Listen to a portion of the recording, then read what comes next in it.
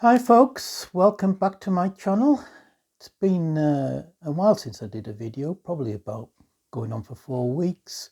I'm afraid my sort of program editing duties for my local football club plus other factors have prevented me really from doing a video, but I'm back. Aren't you glad? Anyway, my last video was I think the Windermere Record Fair one, and yesterday was the Kendal Record Fair, and so went along and came back with a ridiculous amount of albums as I'm wont to do. So let's go through quickly, well, try and make it quick, what I picked up. A lot of these were from the cheapo bins, so we'll start with those. So first up was this Mountain Live album, The Road Goes Ever On. Mountain are a band I like quite a lot. I haven't got much by them, I must admit. This is, as it says, a live album, just 4 tracks, 3 on side 1, and the whole of the second side is taken up with the excellent Nantucket Sleigh Ride, all 17.5 minutes of it. Mountain were obviously Leslie West on guitar, Felix Pappalardi on bass, Corky Lang on drums, and Steve Knight on keyboards. Good stuff. Put that down there. Next up, another band I like quite a bit, Wishbone Ash. And this is their 1977 album, Front Page News. Never heard this one. This was the 3rd album after Laurie Weisfield joined. His first being the superb There's the Rub, which is my favourite Ash album. So I'm hoping that's close to that standard. Next, album by the Canadian band Lighthouse called Sunny Days. This is from 1972. I've got one other album by them, the live album. Whoops. This is on the Mooncrest label. Comes in a nice, there you go. They're a 10-piece band, as you can see, which incorporates a brass section, a violinist and a cellist. So there's that sort of, maybe that sort of Chicago jazz rock feel, plus a bit of a classical feel with the strings. The other album I've got is very good, so I'm hoping that this will be up to their... I think this is meant to be their last decent album. Next, this album was shown by John Bellamy, I think, in his last video, Utopia's Adventures in Utopia. Now, I'm not a massive Todd Rundgren fan, I have to admit, though I have a lot of respect for what he does. But I do love the first 2 Utopia albums. But I'd heard that after that point, they'd moved away from the progressive nature of those albums. But when John showed this, he played the first track, which is The Road to Utopia. And it sounded very good, very proggy. So when I saw this for £2, I thought, might as well give it a go. If I don't like it, it's not a massive loss. So that's Utopia's Adventures in Utopia. I'm not sure what year this is from. 1979.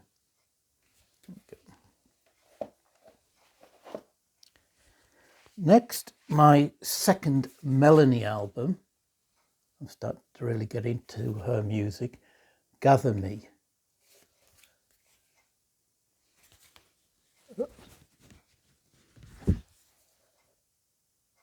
got a nice cover.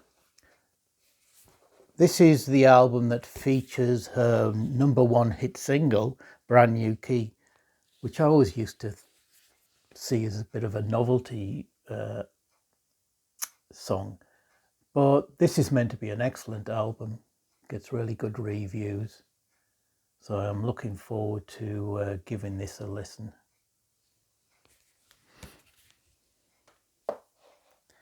Sticking with the ultra cheap stuff, an album by the Dillards.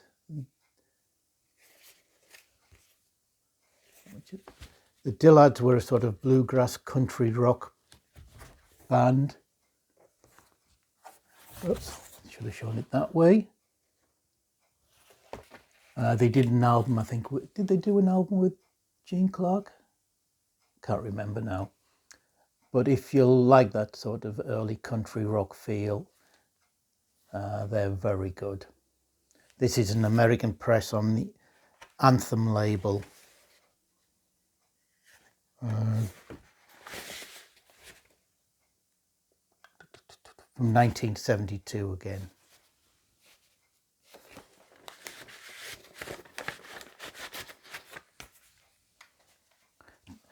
The fair was quite good this time. It was quite busy, but there was quite a lot of decent stuff. Next, if you've been watching any of my videos, you'll know that I got started down this slippery slope through listening to the work of the Dutch band Focus, and an early hero of mine was their guitarist Jan Akkerman. This is his self-titled album from 1978 on the Polydor Atlantic label. This is meant to be a very good album. It features Joachim Kuhn on keyboards, which I think he's meant to be all over this album. You also get his ex-Focus colleague Pierre van der Linden on drums, just on one track. So I'm looking forward to giving that a listen. Next up was another Jan Akkerman one. This is Jan Akkerman 3 with this horrible cover. And as is often the case, a horrible cover sometimes goes with a weaker album. This is not meant to be his best album. This is meant to be light jazz funk and actually features some vocals on a track called Funk Me. But again, £2. You got to give it a go and see what it's like.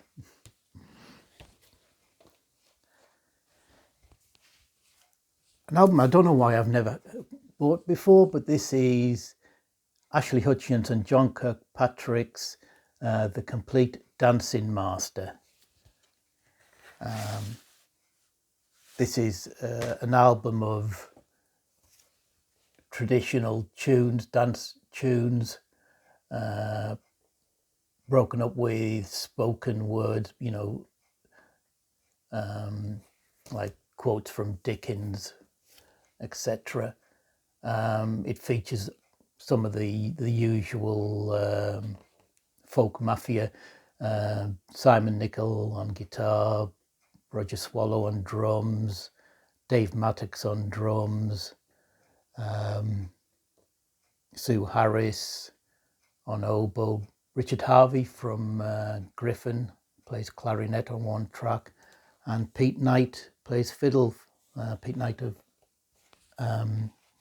Steel Eye Span plays fiddle on one track. Like I say, given my love of folk and folk rock, I don't know why I've never bought this before, but I'm glad to get it into my collection. Sticking with folk, I came across this album by Mike Waterson. Mike Waterson obviously being part of the famous Watersons family, the folk, probably the main folk family of British folk, along with the Copper family. This is his solo album. I think it's his only solo album from 1977. Did a superb album with his sister Lal, and he's obviously done albums with the Watersons, and he was part of Blue Murder, who were a sort of supergroup combination of the Watersons and Cooper Boys and Simpson. I think this is going to be just a vocal album. I can't say anything about any instrumental accompaniment to these songs, but he does a version of Tamlin, so this is going to be, I think, right up my street. Then we get Boulders, the debut solo album by Roy Wood of The Move fame and Wizard fame and early ELO. This is an album he released in 1973. As I said, it was his debut, but from what I've read, he started this back in about 1969 when he was with The Move. It was all songs that he didn't feel fitted the band. And this is a true solo album. He plays every instrument on here, apart from a bit of harmonium on the first track. Obviously, all the songs are composed by him, arranged and produced the album, and even did the cover art. And this features his hit single, Deary Lane. So I think this will be a really good, probably quite eclectic album by Roy Wood.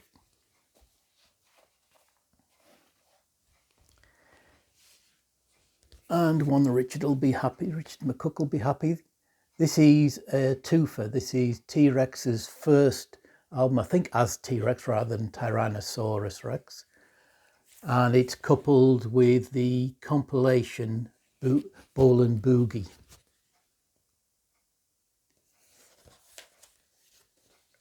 Bowling Boogie features a lot of their hit singles, plus some, I think, some more rarer tracks as far as I know. It's got Gerryton, Ride a White Swan, Jeepster and Hot Love. T-Rex, excellent group.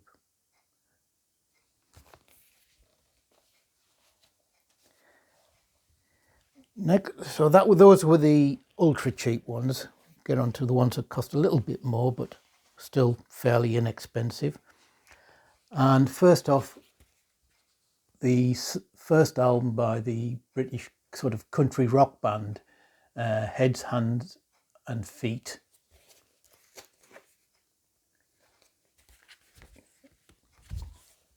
This was, as I said, the first album. I think they did 3 albums in total. This is from, I think, 1971. Heads, Hands and Feet featured the great guitarist Albert Lee, who I think went on to play in Emmylou Harris's Hot Band. It also features Chas Hodges on bass, who went on to, I was going to say, infamy with Chas and Dave. But I've heard bits of this before, and they're an excellent country rock band. And the same seller had also their third album, probably meant to be their weakest, All Soldiers Never Die.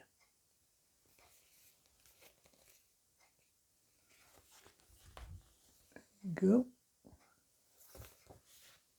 So I think this is the same lineup minus the keyboard player, but you've got backing vocals by Jerry Donahue and Dave Swarbrick of Fairport, plus Linda Peters, who became Linda Thompson.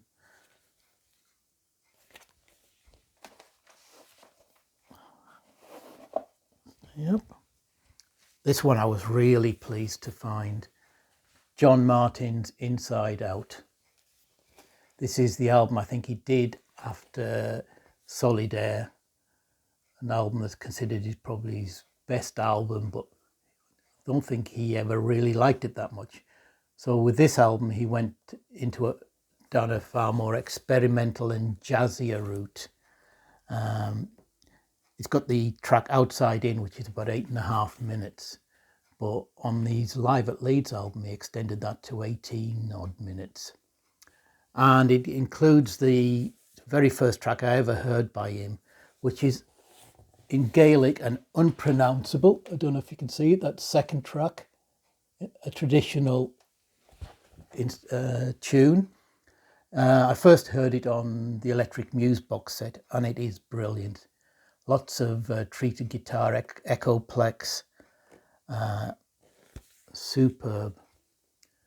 I've never heard this album in full, but I think this is going to be excellent. Then we get Mr. Zappa with 200 Motels.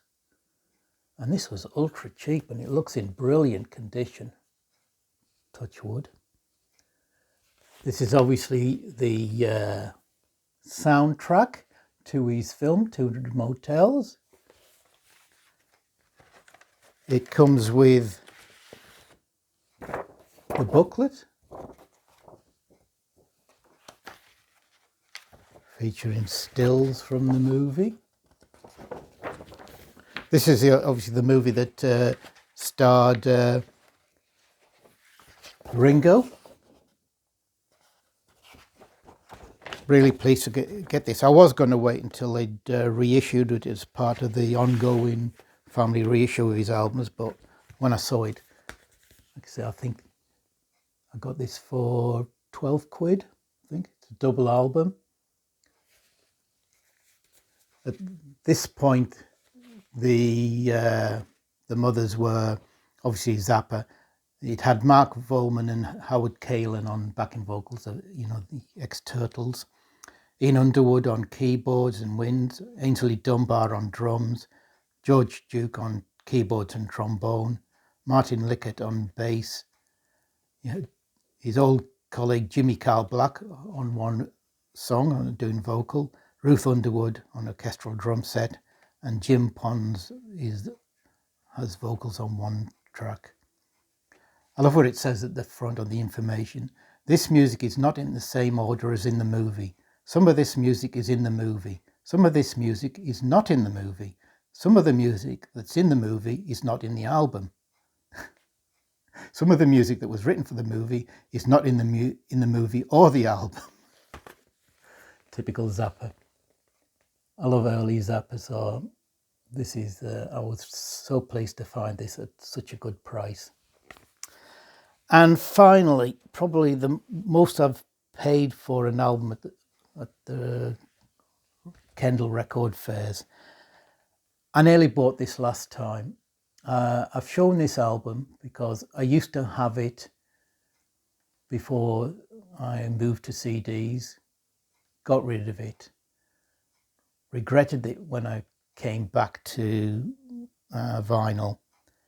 At that point, originals were ridiculously expensive, so I bought a reissue, but it didn't come with the same type of cover or the booklet. So I was so pleased to be able to pick this up. Hawkwind In Search of Space, or X In Search of Space. Hide the offending Stacia bits. This is my favourite Hawkwind album, one of my favourite albums of all time. It's obviously got an elaborate cover. It opens out that way. And then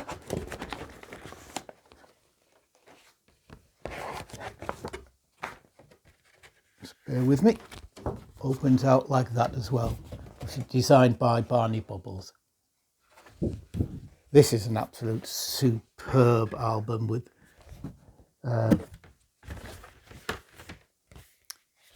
there is, like I say, it's my favourite album of theirs by far.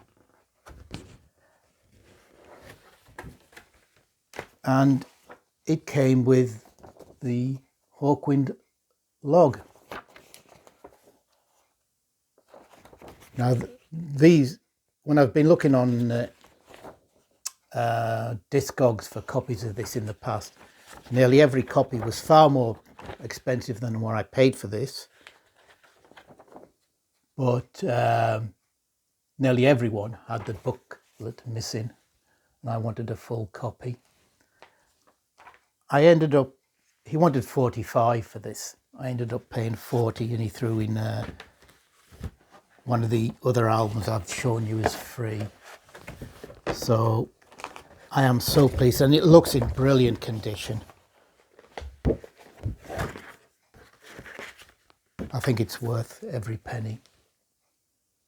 Brilliant. So that was everything I bought yesterday at the record fair. But I want to finish off with a massive thanks to one of our VC colleagues, Mr. Michael P Dawson. If you don't know Michael, he's a brilliant bloke, great taste in music, has one of the best channels on the VC, to my mind, shows brilliant stuff, but he's also a superb musician in his own right. I've had albums by him before, but he sent me his latest album. He sent me a copy, Rat's Alley, which comes with beautiful, brilliant artwork, and it's on lilac coloured vinyl. Now, Michael's music is sort of avant-prog with some electronic, jazz influences. Richard the Vinylizing Progger showed this album as well, and quite rightly pointed out there are the Zappa influences. My favourite tracks on here is the final one on side one, The News in Farsi, which is brilliant, but particularly the suite that occupies the second side, Where the Dead Men Lost Their Bones, which is an interpretation of T.S. Eliot's poem, The Wasteland. That's darker in tone than the rest of the album and shows, I think, Michael's influence of modern classical music. Brilliant stuff, right up there with all these other albums, superb. Michael plays everything on here, alto, bass and concert flute, soprano and tenor sax, oboe, bass clarinet, moog synths, guitar, bass, mandolin, glockenspiel, virtual instruments and electronics. If you don't know Michael's channel, check him out, and definitely check out his music. I'll leave a link to both his channel and to his Bandcamp page below. But having got this from Michael, I decided to complete my collection of his music, and I ordered the last two albums that I didn't have of his. The first was just on CD, and that's the Hip Crime Vocab.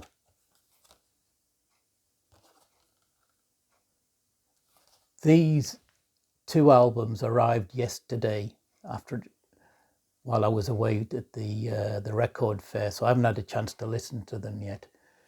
This album is 8 Impressions of John Brunner's Stand on Zanzibar, which was a favourite novel of mine when I was younger.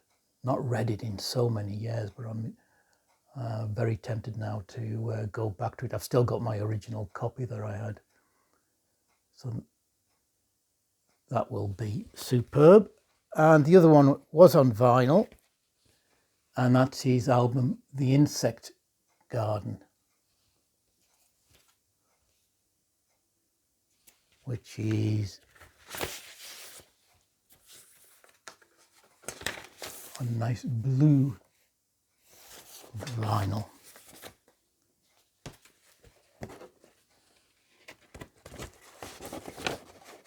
So looking forward to listening to this. Michael also included a Insect Garden guitar pick, which is very nice. There's another science fiction inspired track one of the tracks, Bologna, is inspired by Samuel R. Delaney's Dahlgren. Not a book I've ever read, I must admit. But showing what a generous guy and he is, he sent me a bit of VCLT with those two when it arrived, and he sent me this album by Brian Auger's Oblivion Express, Straight Ahead. He'd obviously watched one of my videos where I said that I was a big fan of Brian Auger's Trinity and Oblivion Express, but that I never see any of their albums out in the wild. So he was kind enough to send me this, which is brilliant. Thank you very much, Michael. I'm going to love this. I've got this on CD, but I want to try and collect his stuff on vinyl. Again, thank you so much. So generous. So there you go. That's it for now. I know I've been promising the next krautrock video. I'll have to try and get it done. We've got a match tomorrow, so I've still got the program to finish off. So I'll try and get to it. We've got a match in next Saturday as well. Might try and get it done this week. I'll see if I can. Not that anybody's really waiting for it, I suppose. But there you go. Anyway, everybody take care. Hope you've all had a great weekend and have a great week. Thank you very much. Bye.